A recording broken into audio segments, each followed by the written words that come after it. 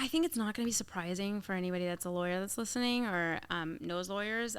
I was one of those people that decided I was going to be a lawyer and then never questioned it. Does this also come from like kind of parental and Yes. family coaching and that kind of stuff? I don't know so much that it was like a coaching. Like I just made the decision at a very young age, and obviously everybody was super supportive of it. And Yeah, so because it's exciting. Like you're like, oh yeah, you should be a lawyer. Yeah, you'd be great at it. You love Yeah. to argue, like some ridiculous thing, Love to right? argue. As if that's why you should be a lawyer.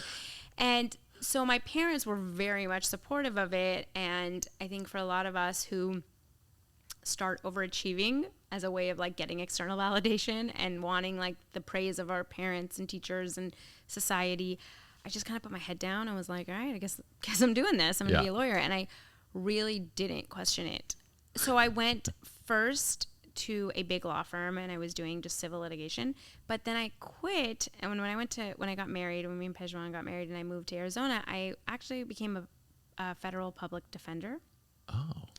Yeah. Okay. And I was doing exclusively death penalty cases. So I was only representing people who were on death row, and they were I represented them right before execution. So a lot of my clients were executed at the end of our, if we didn't end up winning on appeal. And so it was a very emotionally charged job. I honestly thought it was my dream job. I was like, this is something I'm super passionate about. It's something I have background in law school. It's something it's a topic I would love to work on. And they just happened to have an opening when I moved to Phoenix. So that I thought it was like the stars aligning. I mean, it's an incredibly important job, but it's just one of those where I would imagine, so if you fail at the end of the day, the person gets executed.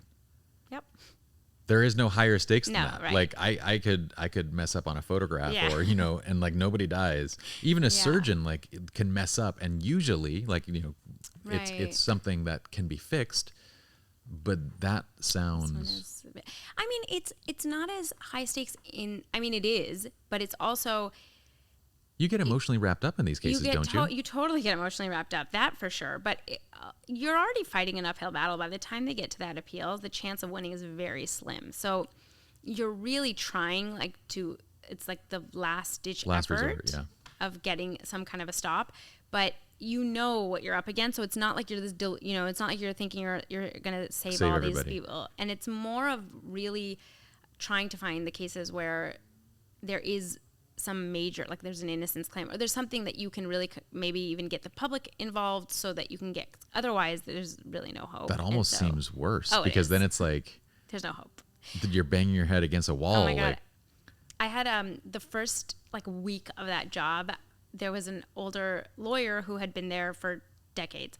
And so I'd just been hired, and I was meeting everybody, and I was talking to him, and he's like, so they told you what this job is, right? And I was like, yeah, what do you mean? And he's like, oh, what you're going to do is every day you're going to get up, you're going to put on your running shoes, you're going to run as fast as you can into the wall, you're going to fall down, and then you're going to get up and do it again. And that's the best description of what my 4 years there was. It's that's literally all you're doing.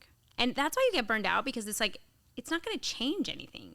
Yeah. And you're just this cog in this wheel that's so unjust, and really, it feels like you're fighting a machine but you're fighting it from the angle you're that not doesn't even make fighting. an You're effect. just a part of it now. Yeah. You're a part of this machine. You're putting on kind of the stamp of approval of look, they had a lawyer and everything was checked out. And you're like, no, there's so much wrong with what's happening, and nobody is listening. And that's really how I felt. I was just I can't keep just being a part of this and getting so wrapped up.